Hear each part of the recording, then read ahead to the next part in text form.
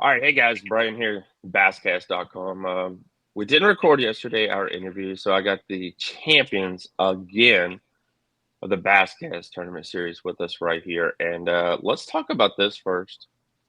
You guys have been champions like 4 or 5 times since we've started running this thing, just in the last like 6 years. What makes you how do you guys turn on this time of the year? I mean, what's is the juice? I mean, it's you guys are consistent throughout the year, been very close to winning points, and then in December you guys blow it up. Um, I don't really know. We've always favored colder weather and cold water fishing. Even uh, 15 years ago when we were fishing Philpot, we always favored the colder weather and cold water fishing.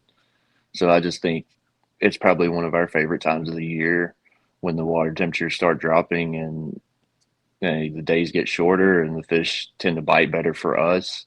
Um, I don't know, we enjoy it and we spend a lot of time doing it. LADS have like a pattern for cold water fishing. I mean, a lot of people have different patterns for summer and spring and fall. Do you guys have a different pattern as well? No, being realistically, it changes every year, every day. It's always something different. Every year it changes. I think we've caught a different way just about every single year that we've won. Wow. Um, did you guys practice before the tournament yesterday? I went up Friday and fished Friday and literally caught 3 fish Friday. Oh wow. So you caught almost as much as our points champions did because our points champions only had four yesterday. Yeah. All right, what changed yesterday, man? Um, I would say obviously we had a little bit more wind yesterday than we did Friday.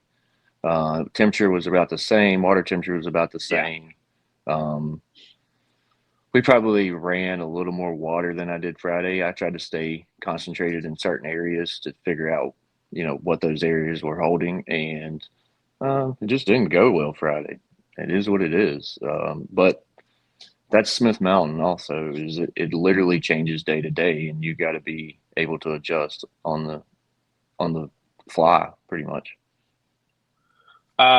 What level of the water column were you guys finding most of your fish? I mean, were they mid, shallow, deep?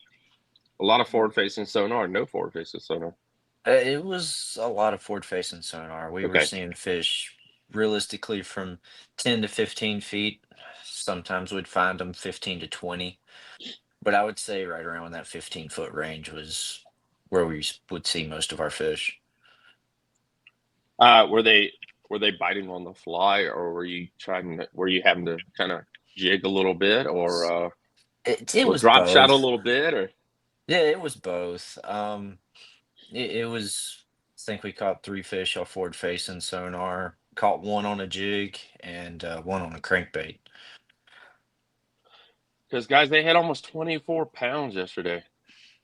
I mean, that's a giant bag for this time of the year on Smith. I mean, it's a great bag. I mean, but we all know if you don't have 20 plus pounds in any tournament on Smith Mountain Lake, you're not even practically guaranteed to cash a check because the lake is so. I mean, it's just dominant. Never since the tiger bass were put in Smith Mountain Lake, we've seen we got Major League Fishing coming in there next year. I mean, it's bringing big events because of these big giant bass and the 7 or 8 pounders. And I think most of your fish yesterday pretty much consistently right around the same weight, about 4 pounds apiece, right? Yeah, I think our biggest one was like a 530, and our smallest fish was a 4 pounder. All right, you said you made a. Where's a lot of your fish? You made a long run, or were you staying somewhere close yesterday? Or did you guys take off? Where did you guys end up I heading would to yesterday? say I would say we went up to Standiford Creek in the Blackwater up in Gills. Then we came out, made a run down towards the dam, fished around in that area, and then probably up to the state park.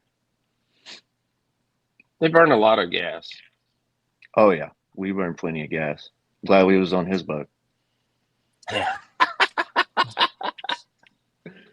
But he took home a nice check, so congratulations on that. And he took home well over $1,000. And we thank everybody who participated and fished with us in 2024. Absolutely. You said the main baits were a jig. You did some cranking. Is that correct, or what were the main baits? We caught one on jig, one on crankbait, and then the main thing was forward facing sonar. I think we caught one off a drop shot, two off the minnow. Yeah. Um, Yeah, that usually, minnow head. That minnow head. I don't know what minnow head do you guys use for that forward facing sonar, because we've seen a lot about that in the last few months. The head is pretty much the main thing. I mean, a lot of people We use different Kitech swim baits and different swim baits on the end, but what's your all setup? I mean, we use the what is it? The tactical bassin, dirty jigs head, and Okay. then we also use the Rapala, not the Rapala, the VMC head with the screw lock on it. We use that some too. Or what do we have? What's our bait? What's our main bait we got on the back? I mean, it really all depends. it changes. A lot of The freeloader's been really good from Rapala. yes. Okay. All right. How's it feel being a champion again? It's good. I mean, how many of those plaques? I wish you guys should have brought them all. How many plaques are back here from the Vastcast.com? So technically, we only have four. We've won it 5 times. We only have four because the first year we won it, you didn't give plaques away for the Classic champions. Golly. I think the Basscast was skimping out on us. You're probably right. That's probably during the recession. Hey, we'll blame that on COVID or something. Let's do that. That was All right. before COVID. That was Oh shoot, he's gonna hit me 2019. hard here, Chad. Yeah, We he's coming got at you. we got He is coming plaques after in me. 2020. Actually, He's so coming. Elliot has 4 plaques and I have 3. The reason That's right, why because I do remember you didn't fish one. he won one by himself. Yep. Yeah.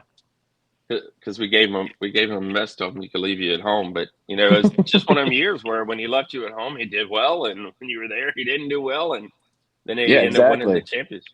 No, So, he did way better when I wasn't around. guys, I appreciate you fishing with us. 2 of the toughest anglers on Smith Mountain Lake. We all have people who are on Smith Mountain Lake that kind of helped us in the past and helped guide us. Was there someone who helped you all kind of get this jump in this path on lake? Learn Smith Mountain Lake. No, I mean, I would our say our dad probably, as far as getting us into fishing, and our uncle. Yeah. Um, both we fished with them growing up and in the Fairstone Fishing Club. Mm-hmm. But as far as like the Smith Mountain thing, we were fishing Philpott pretty consistently, and honestly, we just wanted to learn Smith Mountain. So I spent one fall, and Elliot was with me most of the fall, and we just fished up there as much as we possibly could, literally getting no bites or one bite or maybe 2 bites. I think our best day was like 6 bites, one entire fall winter series, and we just started growing off of those times. So I mean, obviously we went fishing with them growing up, but those were Texas rig guys who dragged a worm around nonstop, and we had to learn how to throw a crankbait, throw a jig, throw a Right. jerk bait, a minnow, spinner bait. I mean, they did some of those things, but they never. I would say they never spent a ton of time trying to dial in one certain thing. They were very good draggers and very good Texas rig guys and very methodical fishermen. But it's And not that green typically how purple we and that fish big old now. purple worm on Smith Mountain Lake, it'll do it if you drag it. If you got the time to drag it, if you got the patience to drag it, to be honest. So Yeah, I mean, shoot, back then, I mean, this was in the 90s. They would do some night tournaments up there. And man, I remember fishing a tournament dragging a 6-inch green pumpkin lizard. You had to throw it on the mm-hmm. bank and drag it into the water. Mm-hmm. And just stuff like that. That was back years and years ago. But That's awesome. those were good times back then. And obviously, the fishing world has changed a lot since then. There's so much more information out there now for everybody. To get. I mean, you got this video that you're going to post on YouTube, and you're going to post on your thebasscast.com and stuff like that. So the Yeah. information channel is so much better than it was in the 80s, 90s. It's completely changed the sport. Well, man, congratulations, guys. They're tough on Smith. You know, they've been making a little bit of a run down on Bugs Island, trying to learn that as well, because we've seen that pop up a little bit. Because with a lot of our tournament series here, that we do a flip flop between the two. But guys, appreciate you talking to me. Appreciate you fishing with us, and congratulations on the win. Thank you guys at the Bass Cast.